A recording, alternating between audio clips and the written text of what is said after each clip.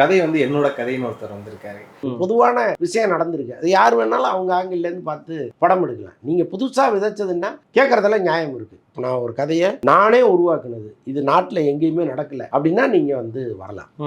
இது நடந்த கதையை இது என் கதைன்னு சொல்றதுக்கு என்ன இருக்குங்கிறது தான் நமக்கு புரியல. கிட்டத்தட்ட அந்த குற்ற பரம்பரை பேசிக்கா சார் இது. இல்ல குற்றப்பரம்பரை கூட ஒருத்தர் கதை எழுதினார், வேலராமமூர்த்தி கதை எழுதினாரு. அதை படிச்சீங்கன்னா அப்படி இருக்கும் பயங்கரம். அந்த கதை வந்து அவ்வளவு அழகான ஒரு கதை.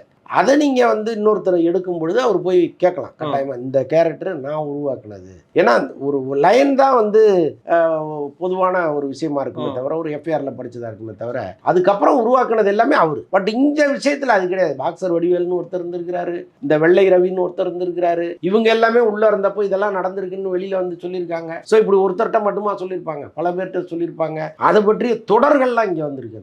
அந்த சிறை கலவரம் தொடர்பான ஜூனியர் உடனே நீங்க அந்த காலத்து ஜூனியர் உடன் வாங்கினீங்கன்னா கண்டினியூஸா ஒரு 10 வாரத்துக்கு அது மட்டுமே வந்துடும். அதை பார்த்தாலே நீங்க ஒரு கதையை எழுதிட்டு போயிடலாம். அப்ப அதை படிச்சவங்க லட்சக்கணக்கான பேர் படிச்சிருப்பாங்க. அதுல 10 பேர் எழுதியிருப்பாங்கல்ல. அப்ப நான் தான் எழுதுனது, எனக்கு தான் உரிமைன்னு சொல்வதற்கு யாருக்கும் உரிமை இல்லை.